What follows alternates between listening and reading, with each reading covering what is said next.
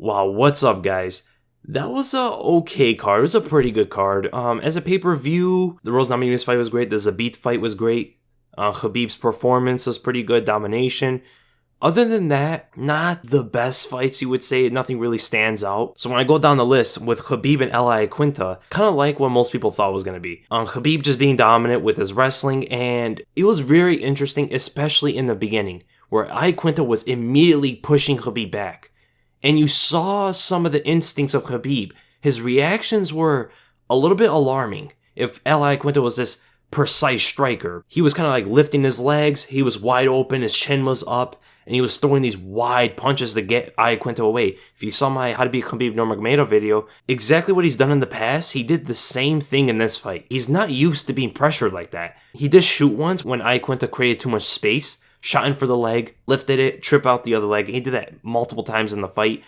And you saw his shots in the center of the cage. Iaquinta was defending a lot of them, especially later in the fight when he was getting more slippery due to the sweat. But whenever he shot into the cage, Iaquinta really couldn't do anything, man. It's fair to say if Khabib gets you to the cage, there's not much you can really do to stop his takedowns. And Iaquinta, there and there, he would do this mistake of he would defend the takedown in the open space, and then he would kind of stay next to the cage. It seemed like he didn't realize he was that close to the cage, and Khabib saw the cage, shot in on Iaquinta, drove it to the cage, took him down. Iaquinta was waiting too much, a little bit too hesitant, and he wasn't setting up his right hand like he always does, with the jab especially. He's shown to have a really good jab in previous fights, but in this fight, he was way too hesitant to throw anything, especially early in the fight. By the time the 4th round and 5th round came, he was a little bit more loose with his punches.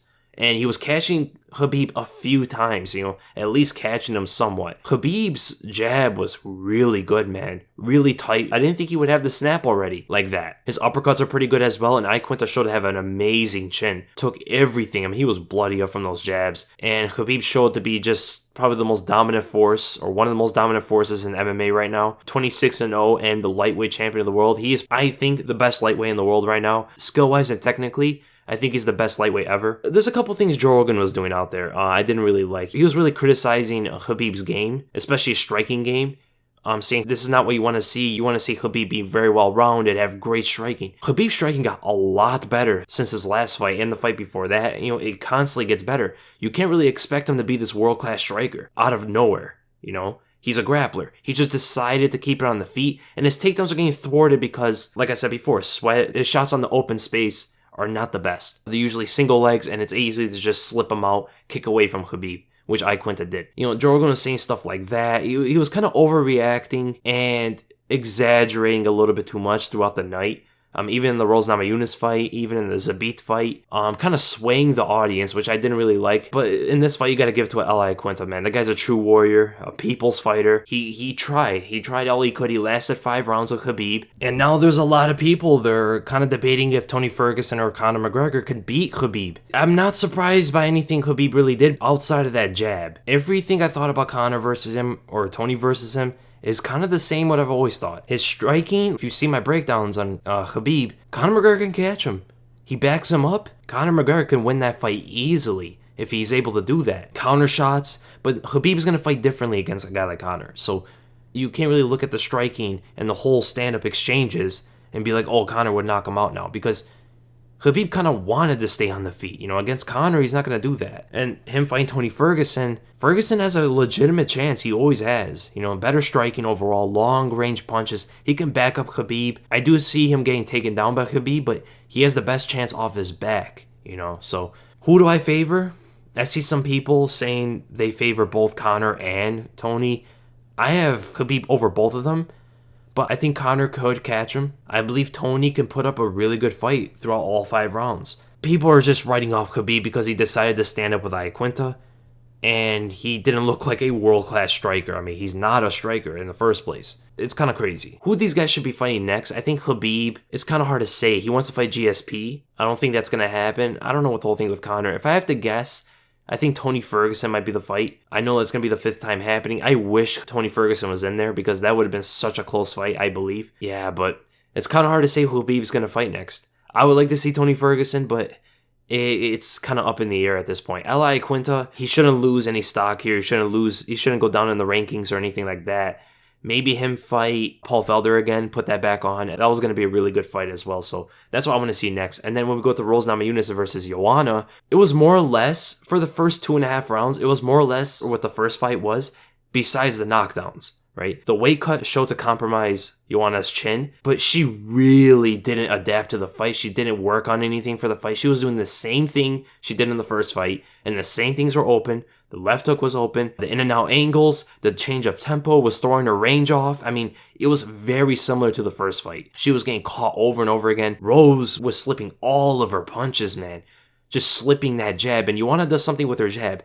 It comes out fast, but she flares out her elbow, which gives a tell. And that's how Rose is able to slip all the jabs. And she would enter with the right hand. The blitzing punches she used in the first fight was working again on Joanna. Joanna was throwing a lot of leg kicks, which I kind of thought she would go to if she was going to change anything. But the crazy thing is, she didn't do that in the first 2 rounds, really. The time she learned for the fight and changed something for the fight was actually inside the fight. In the middle of the 3rd round, she was really slamming those leg kicks. It was affecting Rose a little bit. Rose is slowing down with her movement. She didn't seem tired or anything, but just slowing down her movement. And due to that, Joanna was able to catch her with some shots. But not too many of them. I mean, Rose is just slipping so many punches. Rose's progression is insane. You know, I can't wait to see how good she is in her next fight, man. She's always improving. And any speculation of how the incident the day before was going to impact her, it really didn't. She looked way better than before. A lot of people seem to be swayed toward Joanna's side because of the commentating and the momentum shift, right? Whenever someone sees a momentum shift, they instantly think that person won the round. People have to remember what happened in the beginning of the 3rd round. I believe it was the 3rd or it was the 4th. In the beginning of the round, Rose was tagging Joanna, right? There was a point where she hit her and stumbled her backwards. Didn't stun her or rock her, I think, but it caused her to get off balance. That was in the round, if I'm not mistaken, right? She was tagging her with that left hook early in the round, constantly. And then the leg kicks started happening. Now people automatically thought Joanna won the round. You can make an argument, but I thought Rose won that round either way because I remember what happened in the first half of the round, but the commentating was swaying it toward Joanna's side. They weren't really paying attention to what Rose was doing, right? And they were overreacting to everything Joanna was doing in that round specifically. But that was a great fight. Probably the best strawweight fight I've ever seen. These two are the best in the world.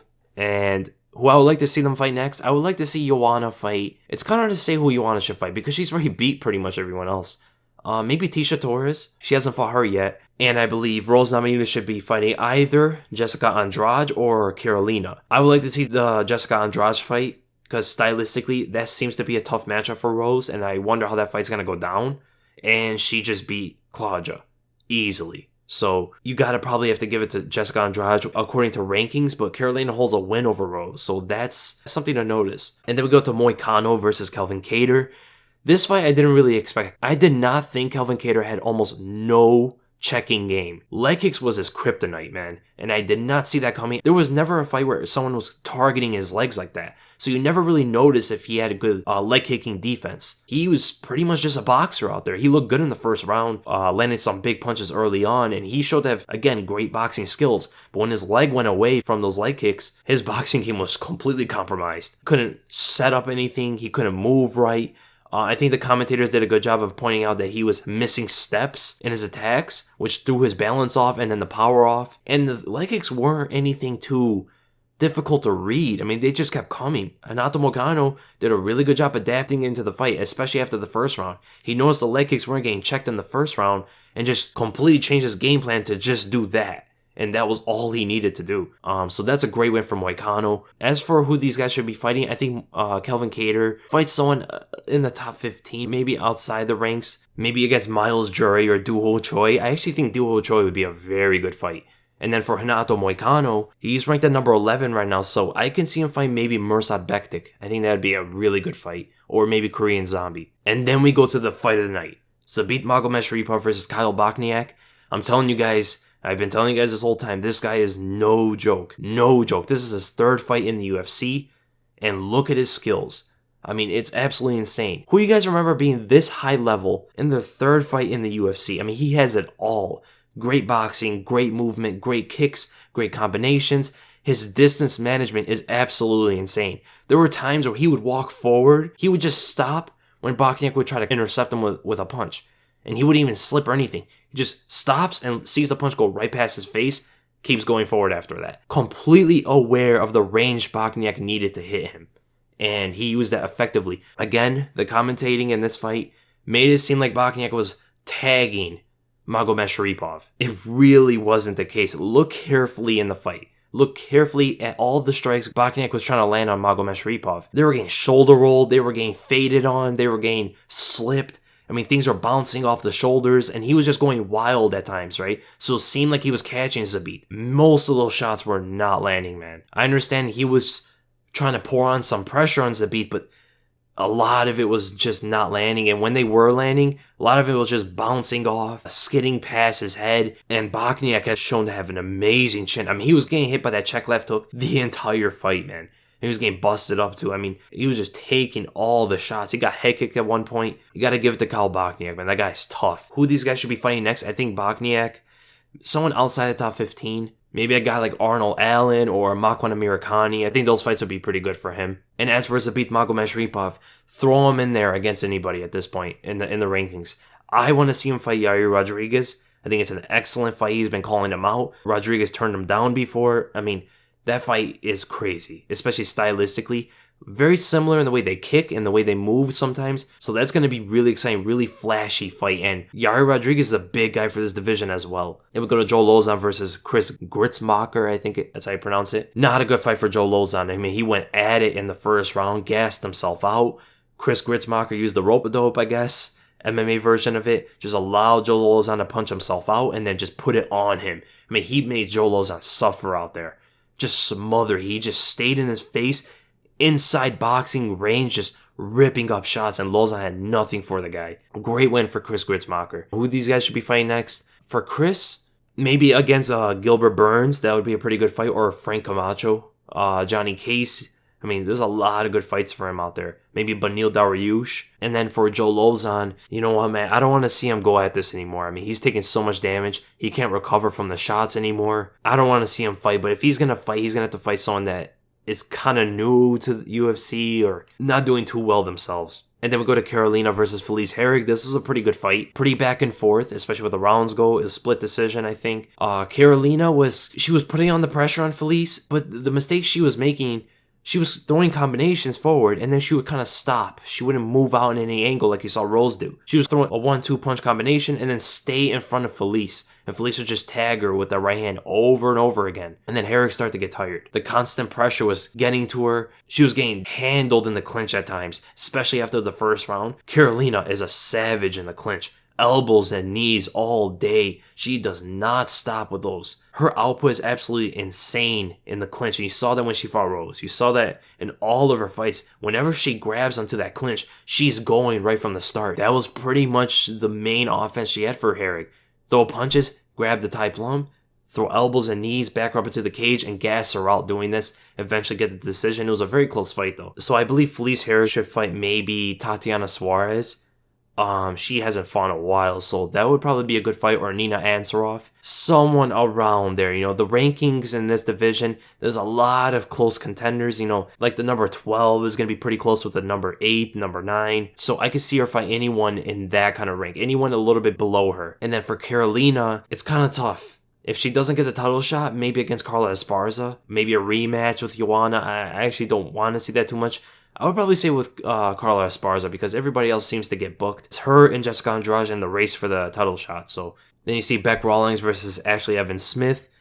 It was a pretty interesting fight. Evan Smith was a little bit too big. I mean, a lot too big for Beck Rawlings. She was just walking her down, just throwing from a distance, and Rawlings had a hard time getting her range. She landed some good counter right hands, but the onward pressure and the shots really weren't affecting Smith at all. A lot of jabs from Smith. I mean, she was just controlling the distance completely. And who these should be fighting next? The division's so open. The flyweight division. Anybody. I mean, you could put them against literally anybody outside of Valentina Shevchenko and Nico Montano. So Evan Smith maybe fight Shane Dodson or maybe Rachel Ostovich. Someone like that. And for Beck Rawlings, she's not doing too well in the UFC right now. Maybe fight someone outside the top 15. And then we go to Evan Dunham and Olivier Aubin Mercier. This was shocking to me. It seemed to go in Evan Dunham's favor. He was kind of pressuring Mercier. Mercier didn't seem bewildered or anything like that. He was comfortable under the pressure. Mercier was landing some body shots, clinched up, threw the knee to the body. It seemed like it landed on the ribs and followed that up with some punches. And then another knee, another precise shot, dropped Evan Dunham. We all know Evan Dunham's so tough. Those shots to the body, man, those are really hard to hold your ground on. As for who these guys should be fighting, Mercier is doing pretty good. I mean, he's on a 4-fight win streak right now. I'd probably like to see him fight maybe Alexander Hernandez, because he did beat Evan Dunham, and Evan Dunham is number 14. So maybe Hernandez or James Vick. I actually like the sound of James Vick. And then for Evan Dunham, I mean, he's been doing this for a while. Maybe a rematch with Joe Lauzon, seeing how that fight went back then. And then you go in the first fight, Devin Clark versus Mike Rodriguez. I kind of missed half of the fight, the first half of it. It seemed like Mike Rodriguez had some crazy power, backing Clark up with some kicks. Clark was just really looking to hold it against the cage, throwing some light punches out there and just trying to control the fight and get the win through that. So that's it, guys. It was a pretty good night of fights. I mean, I have to admit, it's kind of a bummer we didn't get the whole card from the beginning. I wonder when Tony Ferguson's going to come back and all that kind of stuff. So I hope you guys enjoyed the video, and if you did, make sure to give it a thumbs up, and if you enjoy my content, make sure to subscribe. For my next video, I'm going to break down one of the fights on the card, possibly two, so be on the lookout for that. It's going to come out probably by today, Sunday, or tomorrow, so be on the lookout for those.